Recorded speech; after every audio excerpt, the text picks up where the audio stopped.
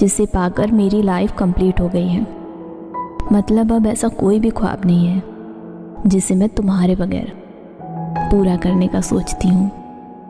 मेरे दिन का पहला और आखिरी ख्याल तुम बन चुके हो। सच कहते हैं लोग, सिर्फ एक ही इंसान चाहिए होता है हमारी ज़िंदगी को पूरा करने के लिए।